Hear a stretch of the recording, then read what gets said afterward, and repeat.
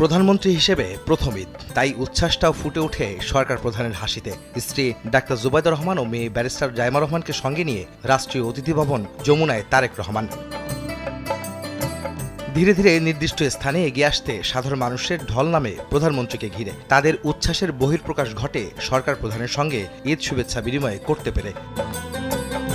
ধর্ম, বর্ণ সব শ্রেণী পেশার মানুষের সঙ্গে ঈদ উল ফিতরের শুভেচ্ছা বিনিময় করেন প্রধানমন্ত্রী তারেক রহমান। বিএনপি ও এর অঙ্গ সহযোগী সংগঠনের নেতাকর্মীরাও ছিলেন এই আয়োজনে। ঈদ শুভেচ্ছা বিনিময় করেন বিভিন্ন দেশের কূটনীতিকরাও।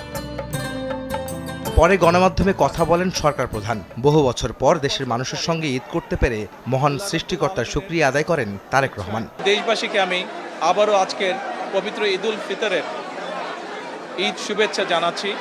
ঈদ মোবারক। বহু বছর পরে আল্লাহ রাব্বুল আলামিনের ইচ্ছায়, বাংলাদেশের মানুষের দোয়ায় আমি এবং আমার পরিবার দেশের মাটিতে দেশের মানুষের সাথে ঈদ পালন করতে সক্ষম হয়েছি।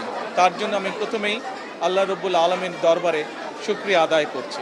দলমত নির্বিশেষে সবাইকে নিয়ে প্রত্যাশিত বাংলাদেশ গড়ে তোলার প্রত্যয় ব্যক্ত করেন প্রধানমন্ত্রী।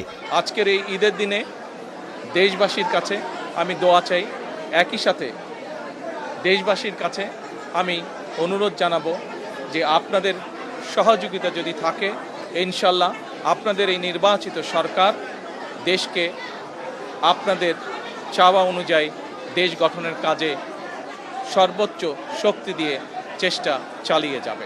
মহান মুক্তিযুদ্ধে শহীদদের পাশাপাশি ২৪-এর গণঅভ্যুত্থানে গণতান্ত্রিক আন্দোলনে আত্মত্যাগকারীদের শ্রদ্ধাভরে স্মরণ করেন প্রধানমন্ত্রী তারেক রহমান। সরকার গঠন করে প্রধানমন্ত্রী হওয়ার পর এই প্রথম ঈদ উল ফিতর উদযাপন করলেন সাধারণ মানুষের সঙ্গে প্রধানমন্ত্রী তারেক রহমান। তার প্রত্যাশা, এই সাধারণ মানুষগুলোর জন্য আগামী দিনগুলোতে কাজ করবেন তিনি। একই সঙ্গে জাতীয় ঐক্য, পারস্পরিক সম্প্রীতি এবং সহমর্মিতার বন্ধনকে আরও দৃঢ় করার প্রত্যয় ব্যক্ত করেন প্রধানমন্ত্রী। যমুনা থেকে বেরিয়ে শেরেবাংলা নগরের জিয়া উদ্যানে পরিবার ও দলের সদস্যদের সঙ্গে নিয়ে বাবা শহীদ রাষ্ট্রপতি জিয়াউর রহমান ও মা সাবেক প্রধানমন্ত্রী বেগম খালেদা জিয়ার কবর জিয়ারত করেন প্রধানমন্ত্রী তারেক রহমান। বাবা মায়ের রুহের মাগফিরাত কামনায় দোয়া করেন তিনি। শ্রদ্ধা জানানো হয় দলের পক্ষ থেকেও। এরপর সর্বস্তরের মানুষের ঢল নামে সমাধি ঘিরে। আহমেদ সালেহীন, সময় সংবাদ, ঢাকা।